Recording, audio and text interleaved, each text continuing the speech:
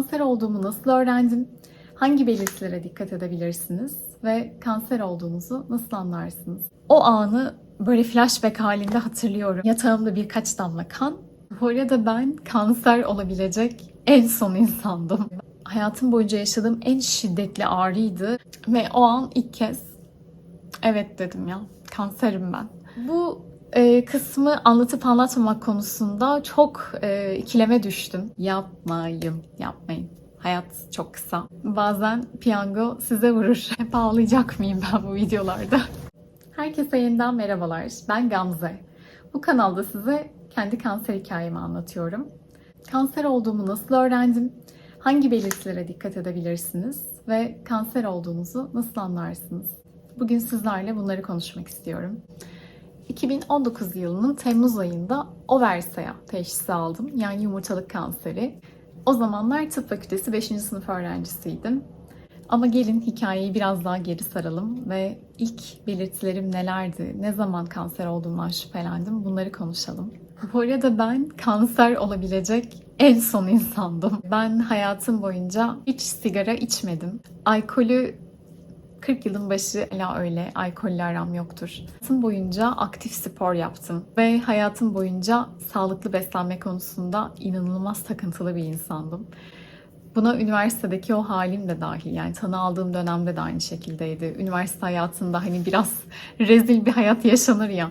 Yani bizim üniversite evimizde her sabah avokado, roka falan yenen bir evdi bizim evimiz. Arkadaşlarım, beni tanıyanlar bilir. Ben o zamanlarda çok sağlıklı yaşayan ve çok sağlıklı beslenen, spor yapan biriydim. Bazen piyango size vurur. 2019'un Mart'ında, yani teşhisimden 4 ay kadar önce ilk belirtileri vermeye başladım. Bunlar çok silik belirtilerdi. Yani bir oversea ya da herhangi bir kanser belirtisi gibi değil de çok daha günlük. Karında şişlik, kasık ağrısı, karın ağrısı, mesanede bir baskı hissi, sık idrara çıkma, iştahsızlık, çabuk doyma gibi. Yani bir doktor olarak bile baktığımda çok da bir şey ifade etmeyen, herhangi bir sindirim sorunu gibi gözüken semptomlarım oldu ve bunlar çok şiddetli semptomlar da değildi. Bir gün yaşıyordum, bir gün yaşamıyordum, öyle söyleyebilirim. 2019'un Mart ayında çok şiddetli bir kasık ağrısı yaşadım. Ben normalde de regl öncesi kasık ağrısı yaşayan biriyim. O yüzden bunun her zamanki o klasik regl ağrılarından biri olduğunu düşündüm başta. Birazcık rahatlayabilmek için ılık bir duşa girmeye karar verdim. Ama duşta ağrım daha da şiddetlendi. Bir noktada artık ağrıdan tansiyonum düşmeye başladı ve olduğum yere duşta oturdum. O an evde yalnızdım. Normalde 3 arkadaş beraber yaşıyorduk Ankara'da. 3 kız arkadaş. Ama o an evde yalnızdım. Telefonum hemen duşun girişinde aynanın önünde duruyordu ve telefonuma ulaşabilmem için duştan çıkıp kapının girişine kadar yürümem gerekiyordu. Ama hayatım boyunca yaşadığım en şiddetli ağrıydı ve bırakın hani kapının önüne kadar yürümeyi, ayağa bile kalkamıyordum o an. Sonra bir noktada artık tansiyonum daha da düştü ve bayılacağımı düşünmeye başladım oturduğum yerde. Sonra bir şekilde emekleyerek telefonuma ulaştım. En yakın arkadaşım Fatih, her zaman. O zaman da en yakın arkadaşımdı, şu anda da öyle. Fatih'e dedim ki duştayım ve muhtemelen birazdan bayılacağım. 112'yi de al ve buraya gel dedim. O da sağ olsun öyle yaptı. Ambulansla beraber eve girdiler. Ben muhtemelen yarı baygındım. İnanın oraları çok hatırlamıyorum. Bir şekilde beni alıp acile götürdüler. Ben aslında o dönem için kendim de tıp fakültesi öğrencisiydim ve kendi hastaneme gitmek istedim aslında. Şehir hastanesine gitmek istedim Ankara'da. Ama öyle olmadı. Çünkü öyle çalışmıyor ambulanslar. Sizi en yakın ve en müsait olan devlet hastanesine götürüyorlar. O zaman da şu an adını vermek istemediğim Ankara'daki en büyük devlet hastanelerinden bir tanesine götürdüler beni. Oraya gittiğimde beni bir acil asistanı karşıladı. Çok şiddetli bir kasık ağrım olduğunu söyledim. Dismenoren var mı? Yani reglin zaten normalde de ağrılı mı olur diye sordu ve evet dedim, genel olarak ağrılı olur hep. Oradaki arkadaş aslında yapacağı her şeyi yaptı, yapması gereken her şeyi yaptı. Benden hem beta ECG, işte tam kan, biyokimya istedi, hem de bir ultrason baktı bana. Bu kısmı anlatıp anlatmamak konusunda çok ikileme düştüm. Çünkü doktora şiddetin bu kadar arttığı bir iklimde ben kendim doktor olarak bunun bir sebebi de ben olmak istemiyorum. Sadece şunu söylemek istiyorum size. Benim o gün aslında overim yani yumurtalığım rüptüre olmuştu. Yani parçalanmıştı. Overimdeki kitlem o kadar büyümüştü ki 20 santim boyutuna ulaşmıştı ve bir noktadan sonra da artık overi parçalamıştı. Ben o gün overimin parçalandığını o gün değil çok sonrasında öğrendim. Çünkü o gün onu tespit edemedik. Meslektaşım ultrasonla bakmasına rağmen o gün benim 20 santimlik kitlemi göremedi. Bu konuda çok dikkatli konuşmaya çalışıyorum ve sadece şunu söylemek istiyorum size.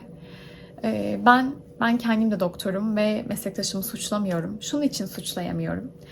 Bakın aciller, ben de o gün acilden giriş yapmıştım ve her zamanki gibi acil ana baba günüydü.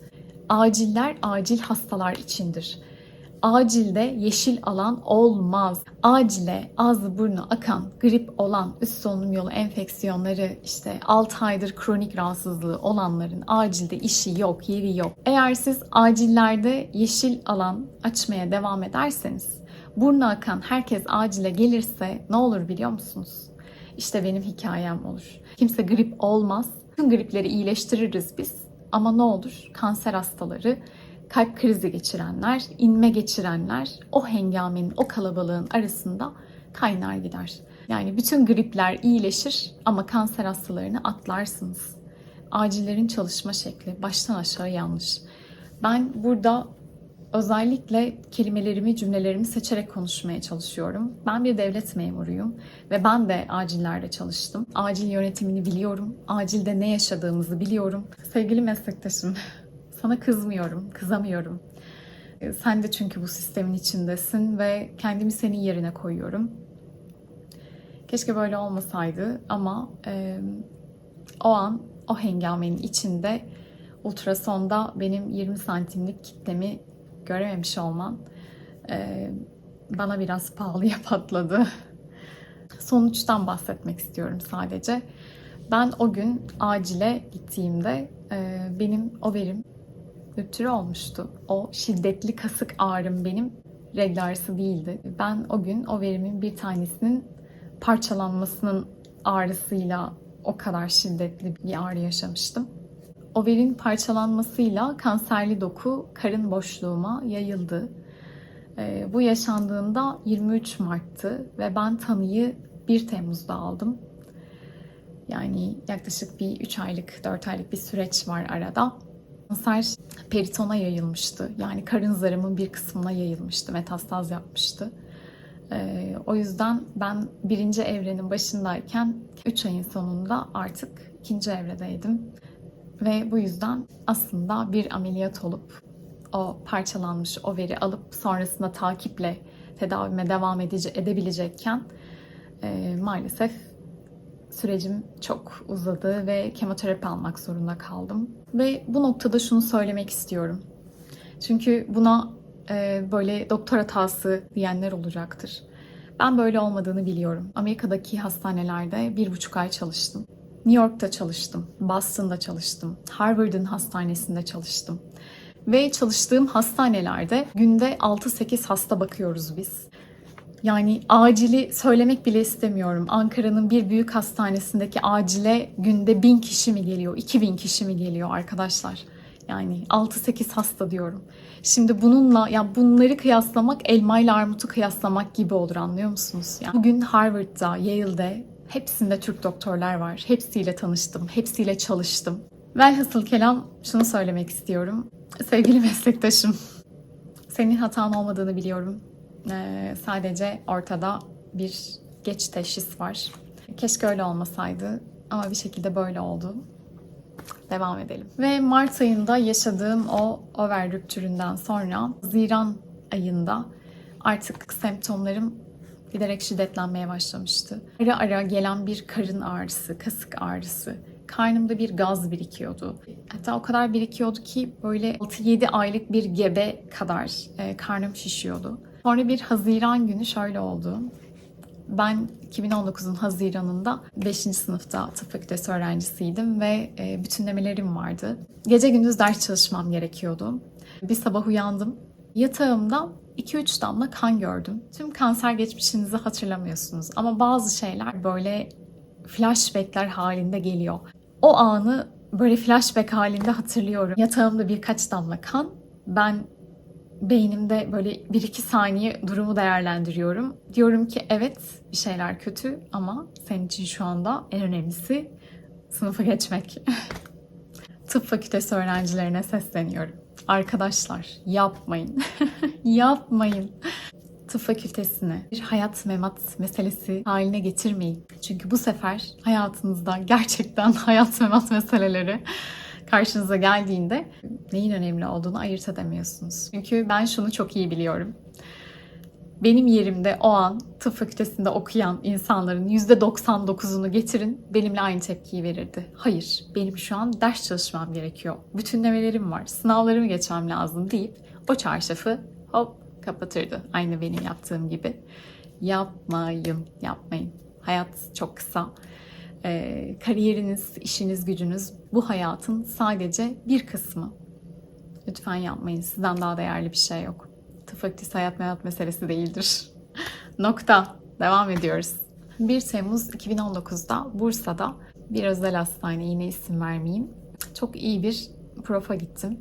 Ve bana yumurtalığımda çok büyük bir kitlem olduğunu, hemen ameliyat olmam gerektiğini, kötü huylu olma ihtimalinin yüksek olduğunu söyledi. Her şey çok hızlı ilerliyordu. Çok hızlı bütün tahlillerim, tetkiklerim yapıldı, bütün görüntülemelerim yapıldı. Sonra Doppler ultrasona gönderildim ben ve o ana kadar sadece bir şüpheydi, net bir şey yoktu ortada. Benim kanser olduğumu öğrendiğim andır o. O güne kadar bir tıp fakültesi öğrencisi olarak malin bir kitleye dair, kötü huylu bir kitleye dair bildiğim her şeyi doktor o an arka tarafta sekreter hanıma yazdırıyordu. Ve o an ilk kez evet dedim, ya kanserim ben. Sonra ben ağlamaya başladım. Hepsine çok teşekkür ederim. Her şey çok hızlı oldu, inanılmaz hızlı oldu. Benim o gün BT ve MR'ım çekildi ve aynı gün içinde okundu. MR sonucunda sol ovaryen malin tümör ve periton infiltrasyonu yazıyordu. Yani sol yumurtalık kanseri ve karın zarına metastaz demek bu. Sonra orada canım doktorum Zafer Çankırı, evet sen kansersin dedi. Ben de dedim ki tamam hocam, peki şimdi ne yapacağız, ne yapalım? Ve Zafer hocam hala o günü anlatırken benimle çok gurur duyar. Der ki kıza kansersin dedim. Tamam hocam, peki şimdi ne yapacağız diye sordu bana der. Gerçekten de öyle oldu. Peki kanser olduğumu öğrendiğimde ne hissettim? Yani şunu söyleyebilirim öncelikle. Ben yapı olarak çok ahvah eden biri değilim. Benim yapımda bu yok. Böyle hani of başıma neler geldi, bu da mı benim başıma gelecekti deyip böyle kendini yerlere atan biri değilim. Genelde çözüm tarafındayımdır. Anneme de dönüş yolunda şunu söylediğimi hatırlıyorum. Üzülebilirsin şu anda, evet üzül. Ama sonra hani herkes bir ağlasın. Sonra gelin bana, yolumuza bakalım. Her ne yapacaksak bir an önce buna başlayalım dediğimi hatırlıyorum. Hep ağlayacak mıyım ben bu videolarda? Yani biliyor musunuz, şu kameranın karşısına geçmeden önce insan bir oturup şunu düşünüyor. Yani böyle kendime bir böyle basic rules oluşturayım. Bir kurallar koyayım kendime. Neylerden bahsedeceğim, neyden bahsetmeyeceğim. İşte atıyorum özel hayatımdan bahsetmeyi hiç istemiyorum ve bahsetmeyeceğim gibi. Ağlamak da bu konulardan biriydi. Oturup üzerine düşünmüştüm bunun ve demiştim ki hayır, kesinlikle ağlamayacağım. Sonra daha ben kimin videosunda ağlayınca dedim ki kızım sen bu hikayeyi anlatırken belli ki ağlayacaksın. İlk videodan koyabilirsin ağladığın yeri. Yapacak bir şey yok. Sen ağlayacaksın yani. O süreçler boyunca sadece o Doppler ultrasona bakılırken ağladığımı hatırlıyorum. Sonrasında kemoterapiye kadar olayın şokuyla aslında hiç ağlamadığımı hatırlıyorum. Ağlayamadığımı hatırlıyorum. O an kendimi güçlü hissettiğimi hatırlıyorum. Sen doktorsun. Sakin yaklaş. Bu bir hastalık, bunun bir tedavisi var. Tedavisini alacaksın ve bitecek. Yolumuza bakacağız diye düşündüğümü hatırlıyorum. Ve bu ruh hali beni o ilk şoktan uzun bir süre korudu. Öyle söyleyebilirim. Ve size şunu söylemek istiyorum. Ben kanser tanısı aldıktan sonra terapi almaya başladım. Tam 5 yıl boyunca terapi aldım. Hala alıyorum. Ve ömrüm yettiği sürece, maddi durumum da buna imkan verdiği sürece terapi almaya ömrümce devam etmek isterim. Bence terapi beni inanılmaz değiştirdi, geliştirdi. O benim verdiğim o ilk tepki, o halledeceğiz, devam edeceğiz, sıkıntı yok hali bir savunma mekanizması aslında. Ve olayın ardından şu an 5 yıl geçti. Kanser olduğunu öğrenen insanlara ne önerebilirim? Biraz bunları konuşmak isterim. Acınızın üstünden atlamayın. Acınızı yaşamak için kendinize bir zaman tanıyın, bir alan tanıyın, izin verin. Güçlü olmak zorunda değilsiniz. Siz de bazen güçsüz olabilirsiniz. Siz insansınız. Zor bir haber aldınız. Güçsüz olmaya hakkınız var. Bunları unutmayın. Önemli değil, üzülün. Üzülmek de var hayatta. Üzülmeniz gerekiyorsa da bazen üzülürsünüz. Sonra tekrar o gücü bulursunuz kendinizde ve ayağa kalkarsınız. Size tavsiyem bu olur. Angelina Jolie'nin bir videosu geldi aklıma. Röportaj yapıyorlar onunla ve zor zamanlardan geçmekte olan birine ne önerirsiniz diye soruyorlar. Ve o da diyor ki, just go right through it. Sadece içinden geçin. Çünkü o üstünden atladığınızı sandığınız her şeyin çıktısını ilerleyen zamanda göreceksiniz. Benim depresyonum kanserken başlamadı. Benim depresyonum tedavim bittikten sonra başladı. Çünkü o ana kadar hep ötelemiştim. Size bir sonraki videoda bunlardan da bahsedeceğim. Kemoterapiden bahsettiğim videoda. Ben kanser kelimesini süreç boyunca hiç kullanmadım. Hatta sonrasındaki 3 yılda da hiç kullanmadım. Ve size şöyle bir şey önermek isterim. Yaşadığım şeyin adına aslında kanser dememek bana bu süreçte iyi geldi. Bu bir rahatsızlık, bu bir hastalık. Bunun bir tedavisi var ve ben bu tedaviyi oluyorum şu anda demek bana çok iyi geldi. Kanser kelimesini, kemoterapi kelimesini hiç kullanmamak bana o dönem çok iyi geldi. Bir tavsiyem bu olur. Mantıklı bulursunuz, bulmazsınız bilmiyorum. Ama bu bende gerçekten işe yarayan bir şeydi. Ve daha önemli bir tavsiyem var. Özellikle bu sosyal medyada, ana haberlerde işte kanserle savaş, kanserle mücadele, işte kanseri yendi, yenildi falan. Lütfen bu ifadeleri hayatınızdan çıkartın. Bakın size bir şey söyleyeyim. Kelimeler efsunludur. Kelimelerin yaratma gücü vardır. Kendi kendinize bir savaş yaratmayın. Eğer iyi hissediyorsanız kendinizi bu şekilde ifade ettiğinizde tabii ki kullanın. Ama ben kendimi bir savaşın içinde olduğumu düşünerek, hissederek kendimi iyi hissetmiyordum. Bir şey hakkında düşünme şekliniz, o şey hakkında hissetme şeklinize etkiler. Aslında temelde şunu söylemek istiyorum. Zaten zor olan bu sürecinizi kendiniz için daha da zorlaştırmayın. Bunlar üzerine daha konuşuruz ama şu an için ilk aklıma gelen tavsiyeler bunlar. Dediğim gibi birincisi acınızı yaşayın. Acınızın üstünden atlamayın. İkincisi bu hastalığa nasıl yaklaşacağınızı belirleyin. Terapi alın, terapi alın, terapi alın. Maddi durumunuz buna el veriyorsa tabii ki. Bazı hastanelerde, benim tedavi aldığım hastanede kanser olduğunuzu öğrendiğiniz an sizi bir psikiyatra yönlendiriyorlar, psikoterapiye yönlendiriyorlar. Her hastane böyle değildir tahminimce. Ama lütfen maddi durumunuz el veriyorsa lütfen terapiye başlayın. Son olarak kadınlara birkaç önerim olacak. Lütfen ama lütfen jinekolojik kontrollerinizi aksatmayın. Cinsel aktif değilim diye düşünmeyin. Yılda 2 kez jinekolojiye kontrole gidin. Ve şunu söylemek istiyorum. Ben overseya yaşadım. Evet, yumurtalık kanseri yaşadım. Ama yumurtalık kanserinden daha sık görülen bir kanser çeşidi var. O da meme kanseri. 20 yaşın üzerindeki her kadın düzenli olarak kendi memesini kontrol etmelidir. Ve 40 yaşın üzerindeki kadınlar için de mamografi şart. Lütfen mamografi takiplerinizi de yaptırın. Çünkü meme sayağı şu an dünyada 8 kadından birinde. Beni izlediğiniz için çok teşekkür ederim. Çok güzel yorumlar aldım geçen video için. Özellikle bir tane yorum beni çok mutlu etti. Bir meslektaşım yazmış, genç bir meslektaşım, bir kadın meslektaşım yazmış. Şu an kendisi de bir kanser sürecinden geçiyormuş ve şöyle yazmış. Kanser olduğumu öğrendikten sonra sosyal medyada kanser olmuş, bu süreçten geçmiş insanlar aradım ve gördüğüm her hikaye kötü bir sonla bitiyordu. İlk kez sizi gördüm. Evet, hikayesi iyi bir sonla biten ve gelip bunu burada paylaşan ve umut da oldum demiş ve teşekkür etmiş. Bu kameranın karşısına geçerken tam olarak yapmak istediğim şey buydu. Kansere dair sürekli olumsuz içerik üretilen, pompalanan ve özür dilerim kullanacağım tabir için ama hani şu ana haber kanallarında acı pornosu yapılan, işte arka plana hüzünlü müzikler koyulup paylaşılan o kanser hikayeleri inanın sinirlerimi bozuyor benim.